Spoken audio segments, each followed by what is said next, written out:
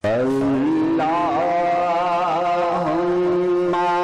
صل على سيدنا ومولانا محمد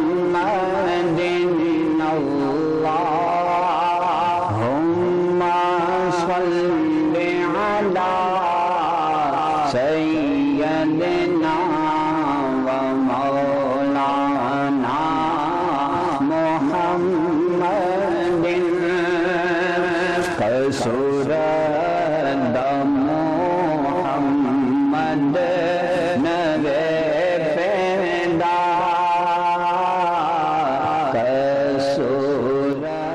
محلہ عزیزآباد چمکنی کی دا سلی یو جرگہ منعقد شوا.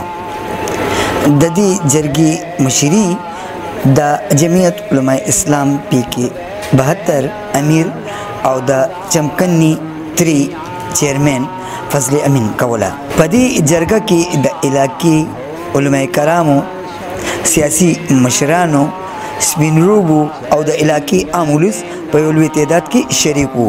جرگہ کی دا فریقینو ترمنځ راضینامه وشوه. د جرګې مشر راغلي مېلمنو ته په خیر راغی وی.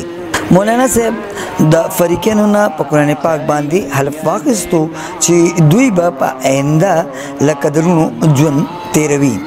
مقررینو په خپل وینا کې فریقینو ته مبارکبادي ورکړو او وی چې صلح د الله تعالی ډیر خوښه ده او امید څرګند کو چې فریقین به پر روان ژوند کې لکه درونو ژوند تیروي.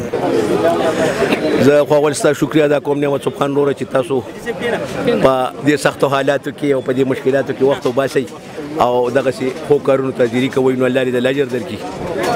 دا روغه د ډېرو فریقینو وه خو مین فریقین چې کوم دي طارق او وسیم او ناصر دي دوی سره چې کوم نور ملګري دي وغیره دا ټولو راجینامه وشوه قسم تسلۍ باندې وشوه. انشاءالله امید لرو چې دې نه پس ته به داسې ناخوشګواره واقع دی په منځ کې نه راځي او که د بل چا وي الله پاک دې د هغې هغه مشکلات هم اسان کړي او الله پاک دې موږ د داسې تکلیفاتو نه بچ وساتي او روغه چې کومه د روغه ښه شی دی الله پاک وایي چې صلح خیر په صلح کې خیر دی نو الله پاک دې موږ په دې خیر کې کافی او فی برخه وکړي او الله پاک دې هر چا ته خیر کړي الله پاک دې موږ ته هم خیر وکړي. نو زه د خپل طرفه د خپلو مشرانو طرفه د خپل کلي طرفه د دواړو فریقینو ته مبارکبادي ورکوم چې مبارک هم شه او الله پاک هم آباد او خوشحاله ساته.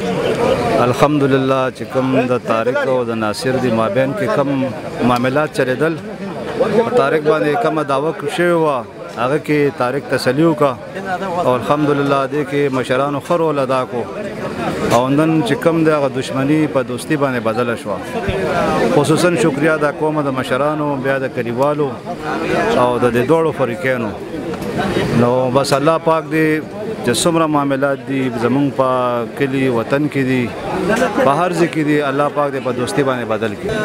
د طارق د ناصر د دغه خپلو کې څه تناظر راغلی وه او خدای په خیر خیر د حل کا څوکانو انشاءالله چې تکړه مشران به کیو فضل امین سکندر باچا نور داسې وغیره وغیره ټول مشرانو.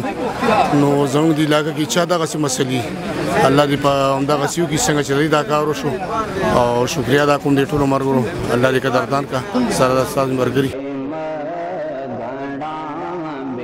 په اخره کې د دواړو فریقینو د لوی زندګۍ او روړۍ دپاره خصوصي دعا اوغوستې شوه. نعمت سبحان چمکني ټي وي چمکني.